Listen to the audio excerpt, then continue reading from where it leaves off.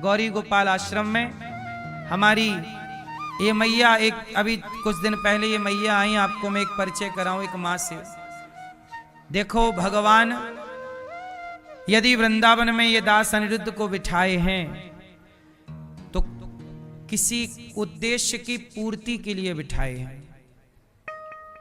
वृंदावन में ये देखो, ये हमारी माँ है, जरा देखिएगा, ठीक से चला नहीं जाता मैया को, अच्छे से दिखता भी नहीं है मैया को। अभी 3-4 दिन पहले ये मैया 15 दिन पहले लगभग ये मैया आई और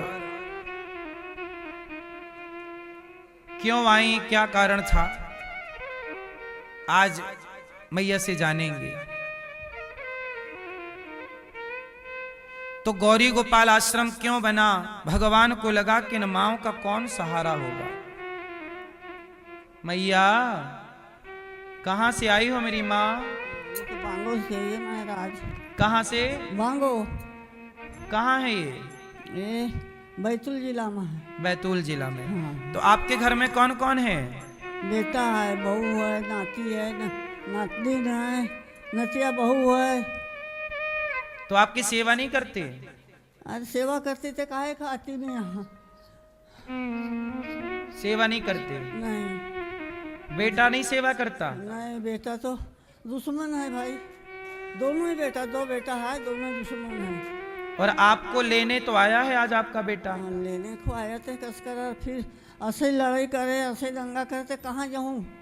आपकी तो जद पत की आई है तुम्हारे द्वारे भी। अरे आप कहाँ जाऊँ, तुम बताओ। ये कौन है आपके बगल में खड़े हैं?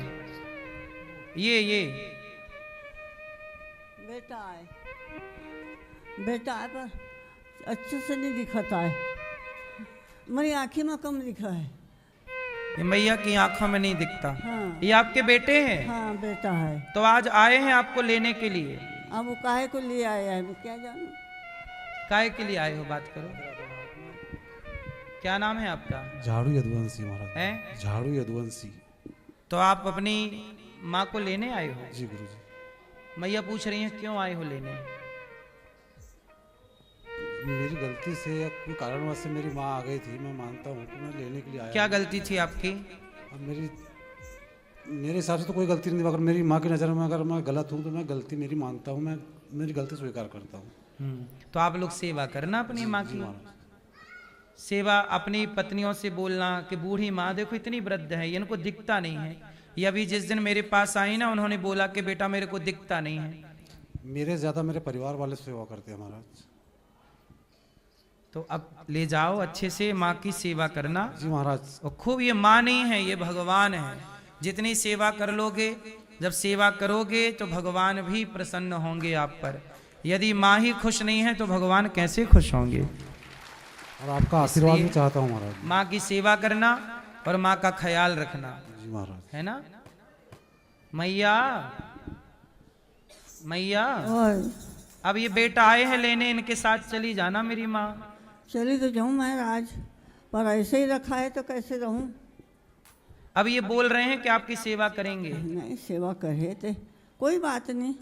अरे बिल्कुल 20 साल से मेरे को निर्धार छोड़ दिया था, तो मेरा हाथ पाँव चलता था, तभी करती थी, खाती थी, रहती थी। दूसरा गांव में मायके में जाकर और फिर लिया छोटो बेटा ना, तो 6 महीना नहीं रखे छोटो बेटा ना, लड़ मार कर मुका भगा देनी तो 4-4 बार की। अब एक बार चली थी भी गली से, तो यूँ बेटा ना देख लेनी, तो ये गया तो इसने मेरे को मना खलाई, यहाँ इसको पास रहने लग गई।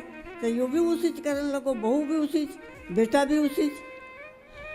तो पहले छोटे बेटे के पास थी आप? नहीं, मायके में रत रहूँ, मायके में रत रहूँ, तो मायके से लई मेरा। अब आपका बेटा आया है मैया, उसे माफ कर दो और अपने बेटे के संग रहो प्रेम से। तो वो प्रेम से रखा है, मैं रात प्रेम से रहूँ।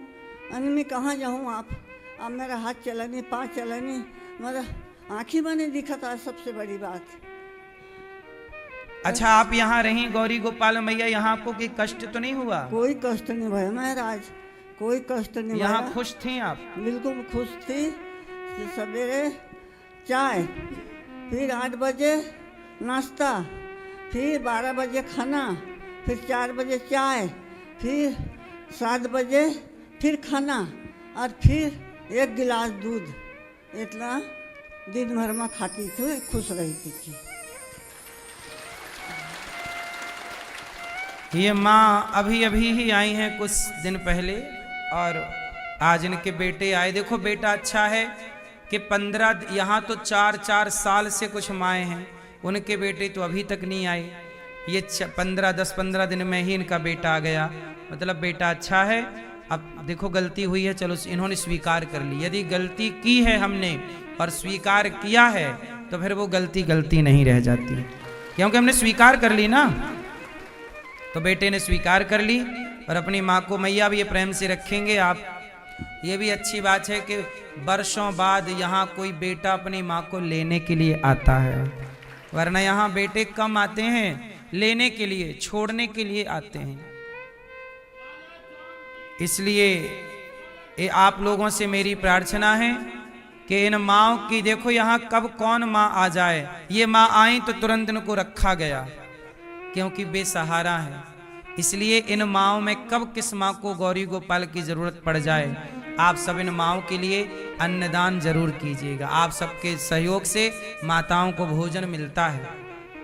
एक दिन का भोजन आप बंटवा सकते हैं कि कल का भोजन आप माँओं को देंगे। आज पूर्णिमा है, भगवान आपका कार्य पूर्ण करें। इन माँओं को भोजन करा सकते हैं आज पावन सी तिथि पर। साथ में आप माँओं को भोजन के साथ सुबह का नाश्ता, रात्रि का 1-1 गिलास दूध बंटवा सकते हैं। आप सबके सहयोग से ही ये सब सेवाएं चलती हैं।